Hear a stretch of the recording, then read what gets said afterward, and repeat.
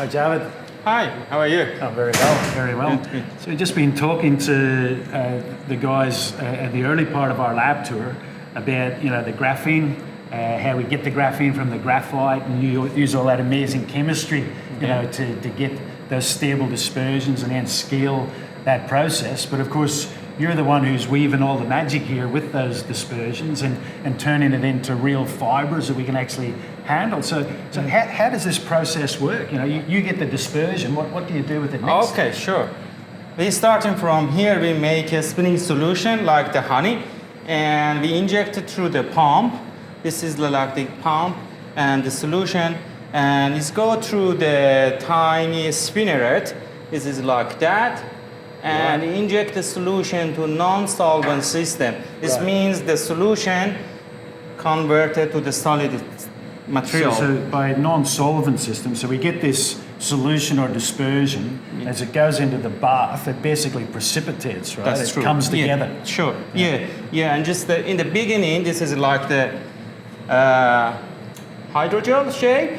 Right. And after that, it become dry and become solid state. This is completely, this is like that or like that. Right.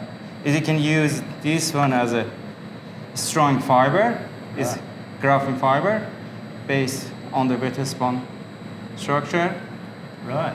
So it comes out of the bath like that gel state that you just described to us. So, yes. So that comes out of the bath, then gets collected on the rollers? This collected through here, and the next step is just improve the mechanical property by the number of the coagulation bath. We can use a stretch it, we can wash it, we can add the other additive you want. For example, any biomaterial you want to coat in the surface of the fiber or improve the electrical or mechanical property, we can do through this step. And we can, of course, we can control the temperature, we can control the tension during the spinning process, it completely optimizing the machine. And the end of the process, we can dry the fiber through the heater. There is a heater here, and we can collect the fiber, end of the process like that. We can get a spool of the fiber, depend on the material. For example, this is a man-made fiber, polyester,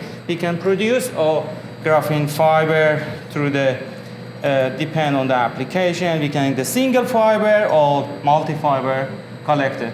So it's really quite a simple, scalable process, but obviously each one of those steps needs to be very carefully controlled to get the properties that you want in the final fiber, right? Yeah, that's true. Yeah, it looks very simple, all this technology for fabricating material, but it's still powerful, and we can tuning every property you want for future application. If you look at the using for variable technology, of course, you need a superior mechanical property for the fiber. Sure, we have to enhance the property here, and later we can use for the variable technology. If you're looking for the implant the electrode, of course, the other property we can improve here, like the electrical conductivity and biological activity through this process.